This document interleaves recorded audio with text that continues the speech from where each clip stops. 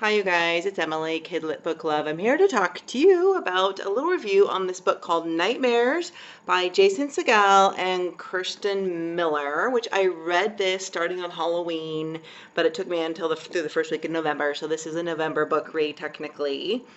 And it was a New York Times bestseller, and it's about this little boy, Charlie Laird, who his mom died, and he lives with his dad and his little brother, who meets a woman and marries her. So he has this kind of evil stepmom. He thinks she's evil and thinks she's convinced she's a witch because of her behavior. And they live in this purple house that really looks just like this, that belonged to her family. And he's convinced she's a witch because of some drawings, and she's into herbology and a lot of strange things. And so it's really super cute. But he tries, starting the very first chapter throughout the entire book, to never go to sleep because he suffers from these horrible nightmares that seem extremely real to him, where in the nightmares there's a real witch who is threatening to, boil him and cook him and do these things to him, where he feels like he's really, and he is really in the dream when he's in them. He thinks they're just dreams, but it turns out over time that it's real, and he enters through this portal into the netherworld, which is the dream world. And he has, his little brother gets taken into the dream world too, and he goes into the dream, and these things happen where he sees things happening from a third perspective that are other people's dreams happening that he's witnessing. And he has to work through these challenges in this other world to save his brother. And what I really like is he sees his mom. His mom had passed away. When he was, I don't know what, 7, 8, 9. And he sees his mom and gets to actually talk to her, and in this other world, and she tells him, to move on and let her go, and Charlotte, your new mom loves you, and all these things. And it turns out that his stepmom actually isn't a witch, but she's been through the dream portal.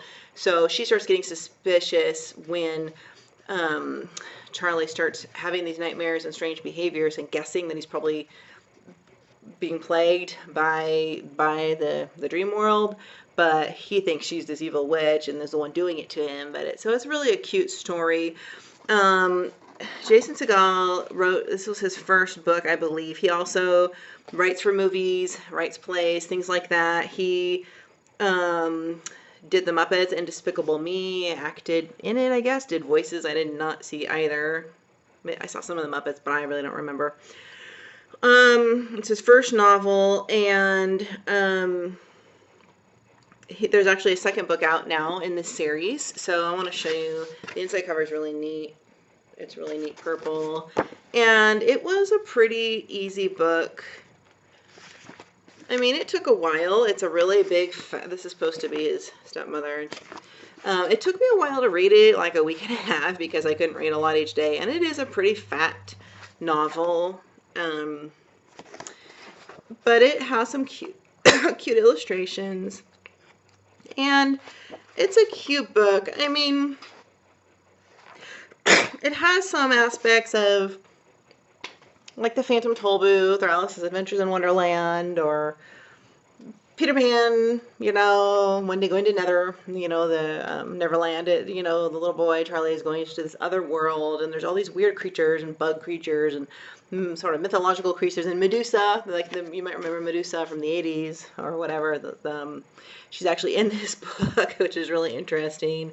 There's all these characters he has to kind of overcome, and it's a cute book. I mean, obviously for middle school, high school, and it really grabs you up front. I think it was easy to read. It lost me a little bit.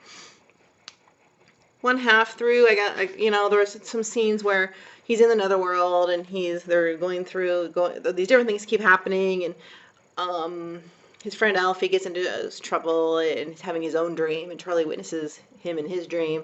I don't know. I felt a few scenes I got a little slow, and I kind of started skimming, for me, plot-wise. But the first, one half, and the last 1/4 and 1/8 I really liked. And it's a cute book. So I guess I would recommend it if you like kind of Beetlejuicy type books, a little bit of the darker stuff, but in a cute way. It wasn't like gothic. It wasn't like Neil Gaiman's The Graveyard Book. It wasn't anything like that. There was nothing horrific or inappropriate, I don't think, for kids that are even a little bit younger, if they could even read a novel this long. So, again, there's it was it was cute. It was a cute book. It was a cute book. A little bit long, I thought, for my taste in kid lit. It's one of the benefits of kid lit is you can read them pretty fast. So I felt like I was just reading an adult novel, the length of time it took. But check it out if you like this kind of thing. And it was a fun read on start on Halloween. I probably read the first 10 chapters on Halloween. It got me in the mood a little bit. Thanks for watching, and let me know if you've read the book and what you think.